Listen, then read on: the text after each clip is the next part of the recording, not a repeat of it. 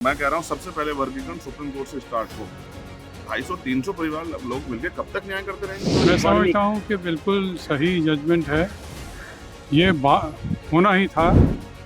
संसद से लेकर सड़क तक इन दिनों जाति और जातीय जनगणना बस दो ही शोर सुनाई दे रहे हैं। शहर शहर इस पर बवाल मचा है, लेकिन इस बीच देश की सबसे बड़ी अदालत ने एक बहुत बड़ा फैसला सुना दिया है। सुप्रीम कोर्ट ने अपने फैसले में SC/ST में कोटा के अंदर कोटा को परमिशन दे दी है। सुप्रीम कोर्ट के इस आदेश के मुताबिक अब राज्य सरकारें आरक्षण में पहले से तय कोटे के अंदर एक और कोटा यानी एक और अलग आरक्षण व्यवस्था लागू कर पाएंगे। आसान भाषा में समझें तो अनुसूचित जाति और अनुसूचित जनजाति के अंदर अब अलग अलग समूहों को आरक्षण दिया जा सकता है। मैं समझता हूँ कि बिल्कुल सही जजमेंट है। ये होना ही था। सुप्रीम कोर्ट का ये ऑर्डर एक्सपेक्टेड था और उसको वेलकम करता हूँ। सुप्रीम कोर्ट के इस फैसले के पीछे दलील ये है कि कोटे के अंदर कोटा का लाभ SC/ST कैटेगरी के उन समूहों को मिलेगा जो सामाजिक या आर्थिक रूप से कमजोर हैं। इसे ही कोटे के अंदर कोटा लगाना कहा जाता है, जिसकी मंजूरी सुप्रीम कोर्ट ने गुरुवार को अपने फैसले के जरिए दी है।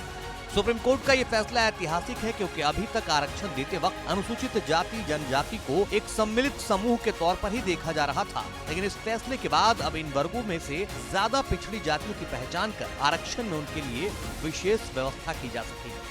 चीफ जस्टिस DY चंद्रचूड़ की अध्यक्षता वाली 7 जजों की बेंच ने 6-1 के बहुमत से 2004 के EV चिनैया बनाम आंध्र प्रदेश फैसले को पलट दिया।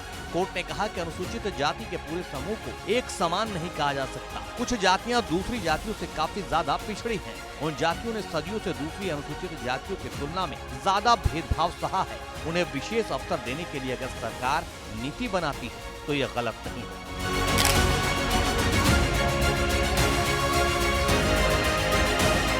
7 जजों की बेंच में चीफ जस्टिस चंद्रचूड़ के साथ जस्टिस BR गवई, विक्रम नाथ, पंकज मित्तल, मनोज मिश्रा और SC शर्मा ने अनुसूचित जाति जनजाति के उप वर्गीकरण को सही ठहराया, जबकि जस्टिस बीला त्रिवेदी ने कहा कि अनुसूचित जाति की लिस्ट संसद तय करती है, उसमें बदलाव का अधिकार राष्ट्रपति को भी नहीं है, इसलिए कोई राज्य विधानसभा अनुसूचित जाति के उप वर्गीकरण का कानून नहीं बना। सुप्रीम कोर्ट के इस फैसले पर जस्टिस बेला का ही हवाला देते हुए सांसद चंद्रशेखर आजाद ने बड़ा सवाल उठा दिया है। मैं MP बनने के बाद भी अपना स्टेटस नहीं बदल पाया ना, तो रहा तो फिर भी दलित ना। मैं यही आपको समझाने की कोशिश कर रहा हूँ कि सुप्रीम कोर्ट के कितने उस फैसले में कितने जजेस थे, 7 जजेस में से कितने SC/ST के थे, ये देखना पड़ेगा। क्या उनको हमारी पीड़ा का एहसास है? क्या उनको हमारे दर्द का, हमारी आर्थिक स्थिति का, सामाजिक असमानता का, आर्थिक असमानता का और जो जुल्म हम पे होता है उसका एहसास है? क्या उनके पास कोई आंकड़ा है? मैं कह रहा हूँ सबसे पहले वर्गीकरण सुप्रीम कोर्ट से स्टार्ट हो। 250-300 परिवार लोग मिलकर कब तक न्याय करते रहेंगे? क्या सामान्य चले SC/ST OBC के लोग नहीं घुसने देते? क्या सामान्य जाति के लोगों में योग्यता नहीं है?